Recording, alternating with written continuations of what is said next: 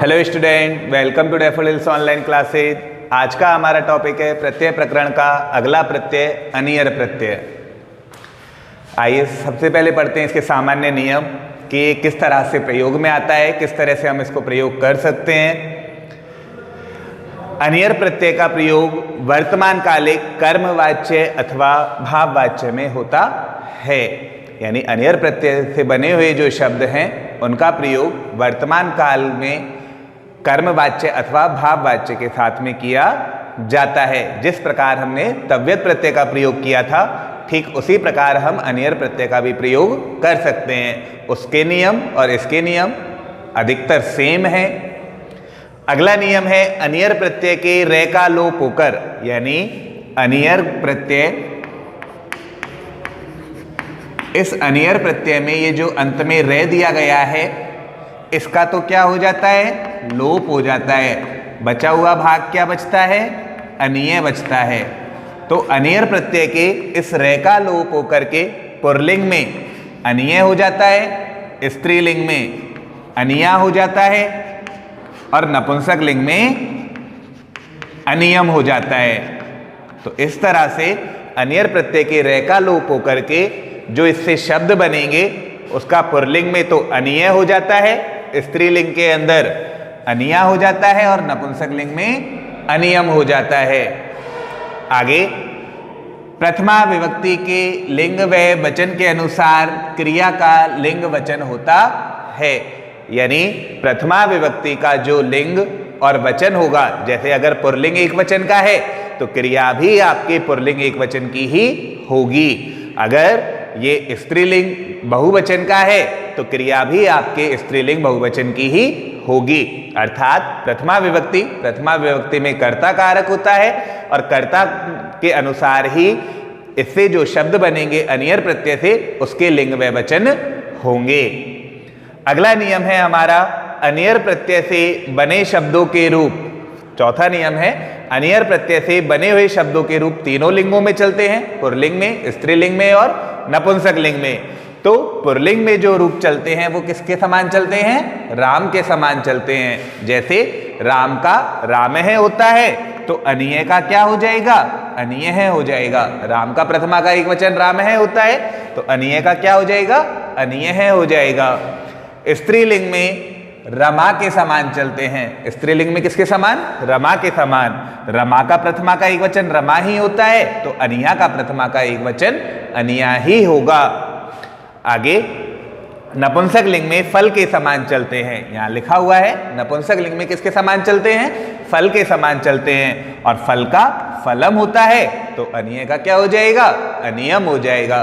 तो इस तरह से जो अनियर प्रत्यय से बने हुए शब्द हैं उनके रूप तीनों लिंगों में चलते हैं, पुल्लिंग में, स्त्रीलिंग में और नपुंसक लिंग में। पुल्लिंग में चलते हैं राम के समान, स्त्रीलिंग में चलते हैं रमा के समान और नपुंसक लिंग में चलते हैं फल के समान।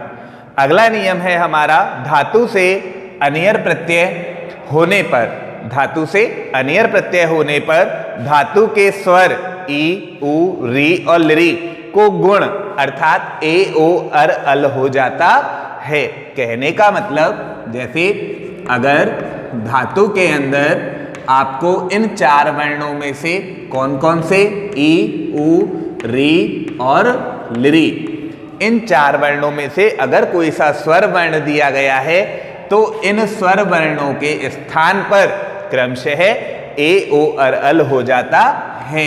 जैसे ई के स्थान पर ए, उ के स्थान पर ओ, री के स्थान पर अर हो जाता है और लिरी के स्थान पर अल हो जाता है। तो इस तरह से धातु से जब अनियर प्रत्यय होता है तो धातु के स्वर कौन कौन से, ई, उ, री और लिरी, इनको गुण अर्थात ए, ओ, अर, अल आदेश हो जाता है। जैसे मैंने एक धातु लिखी भू धातु, जैसे मैंने कौन सी धातु लिखी, भू धातु, तो यहाँ पे क्या दिया हुआ है, ऊ दिया गया है तो ऊ के स्थान पे क्या हो जाएगा, ओ हो जाएगा। तो भू के स्थान पर ये क्या बन गया हमारा, भो बन गया। आगे अनियर प्रत्यय का अनिय शेष बचता है। एक हमारी अयादि संधि होती है जहां पर ओ और ए दोनों के स्थान पर अव आदेश हो जाता है। तो जब हम इसको पूरा लिखेंगे तो हमारा शब्द क्या बनेगा, भवनीय। तो इस तरह से धातु के जो स्वर है हम उनको परिवर्तित कर सकते। अब पढ़ते हैं अनियर प्रत्यय के कुछ उदाहरण, जो कि हम सामान्य नियमों के अनुसार आसानी से इनको कर सकते हैं। जैसे पहला यहां पर दिया हुआ है लिख धातु। लिख धातु में अगर हम अनियर प्रत्यय जोड़ते हैं तो जैसा कि मैंने आपको बताया कि अगर धातु के अंदर ई, उ, री और लृ अगर ये अक्षर दिए गए हैं तो इनके स्थान पर ए, ओ, अर और अल हो जाता है, अर्थात इनको गुण आदेश हो जाता है। तो जैसे कि यहाँ पे आप देख रहे हो कि लिख में जो ली है, इस ली में ई दिया हुआ है, तो इसके स्थान पर क्या आदेश हो जाएगा, ए आदेश हो जाएगा। अनियर प्रत्यय का अनिय भाग शेष बचता है, तो हमारा जो लिख प्लस अनिय बराबर जो शब्द बनेगा वो क्या बनेगा, एक तरह से लेखनीय।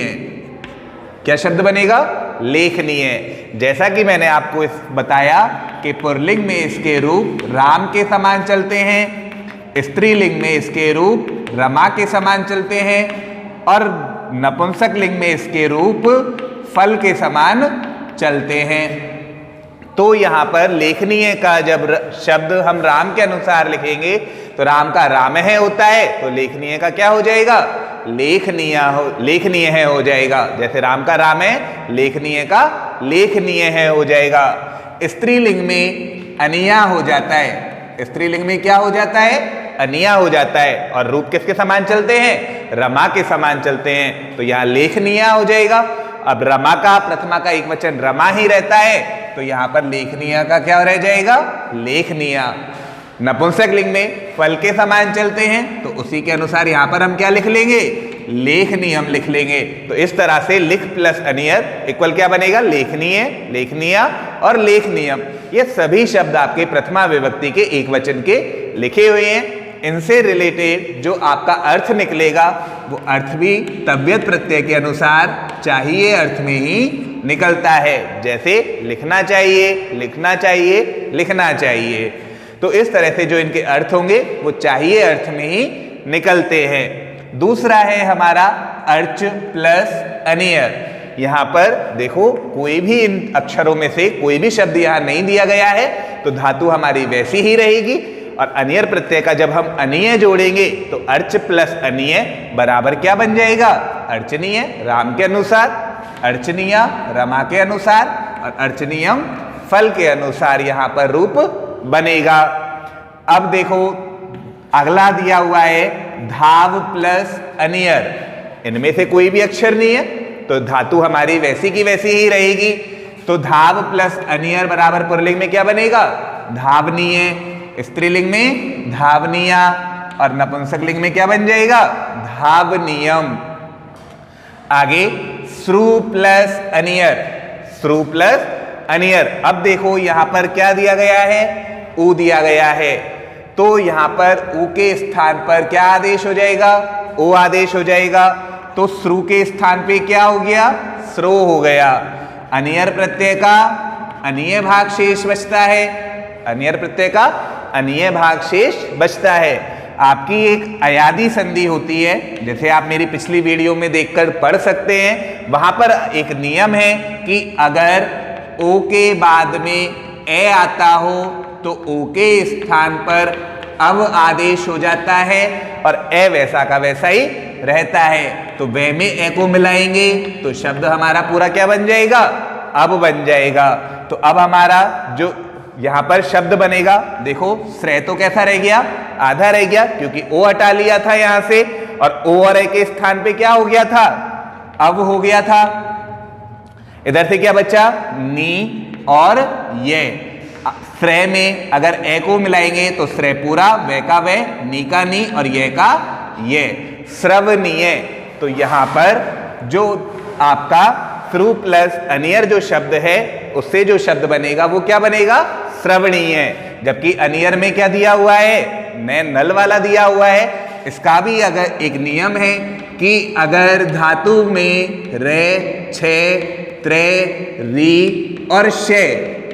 अगर इन 5 अक्षरों में से किसी भी एक अक्षर का प्रयोग किया गया हो तो वहां पर न के स्थान पर न हो जाता है। न जो दिया गया है अनियर का, इस न के स्थान पर क्या हो जाता है? न हो जाता है। तो जब आप यहां पर देखोगे तो श्रु में रे दिया गया है, तो इसीलिए श्रु प्लस अनियर बराबर क्या बनेगा? पुल्लिंग में श्रवणीय, स्त्रीलिंग में श्रवणीया और नपुंसकलिंग में फल के अनुसार क्या बन जाएगा? श्रवणीयम। आगे अब हम बात करते हैं भ्रम का। भ्रम में भी देखो रे दिया गया है, जैसा कि मैंने आपको कहा था रे, छे, त्रे, री और शे, अगर इनका यहां प्रयोग किया गया है तो न के स्थान पर न हो जाता है। इन 4 अक्षरों में से यहां कोई भी अक्षर नहीं दिया गया है, इसलिए हमारी धातु वैसी ही रहेगी। तो भ्रम में अगर अनियर को मिलाते हैं तो हमारा शब्द क्या बनेगा? पुल्लिंग में भ्रमणीय राम के अनुसार, स्त्रीलिंग में रमा के अनुसार भ्रमणीया और नपुंसकलिंग में फल के अनुसार भ्रमणीयम। आगे दिया गया है नम धातु। नम धातु में देखो इन 4 अक्षरों में से कोई सा भी नहीं है, यहां पर रक्षत्र ऋषय में से भी कोई सा नहीं है, तो इसीलिए हमारी धातु और अनियर प्रत्यय का जो अनिय है वो वैसा ही रहेगा, कोई परिवर्तन नहीं होगा। तो इसीलिए नम प्लस अनियर इक्वल क्या बनेगा? नमनीय। स्त्रीलिंग में नमनीया और नपुंसकलिंग में नमनीयम। आगे पत धातु, पत यानी होता है गिराना, तो पत धातु में इन 4 अक्षरों में से कोई सा भी नहीं है, उधर रक्षत्र ऋषय में भी कोई नहीं है, तो हमारी धातु वैसी ही रहेगी। अनियर प्रत्यय जो है वो भी वैसा ही रहेगा। तो हमारा जो शब्द बनेगा पुल्लिंग में वो क्या बनेगा? पत्नीय। स्त्रीलिंग में पत्निया और नपुंसकलिंग में पत्नियम। आगे भू धातु, भू यानी होता है होना। जैसा कि मैंने आपको सामान्य नियम पढ़ाते वक्त बताया था कि भू के स्थान पर क्या हो जाएगा?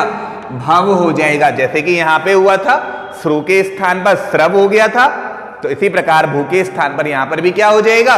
भव हो जाएगा। जब भव में अनियर प्रत्यय लगाएंगे तो देखो इन 4 में से कोई भी अक्षर नहीं है, इधर से इन 5 अक्षरों में से भी यहां कोई भी अक्षर नहीं है, तो भव में जब अनियर प्रत्यय का प्रयोग किया जाएगा तो हमारा शब्द क्या बनेगा? भवनीय।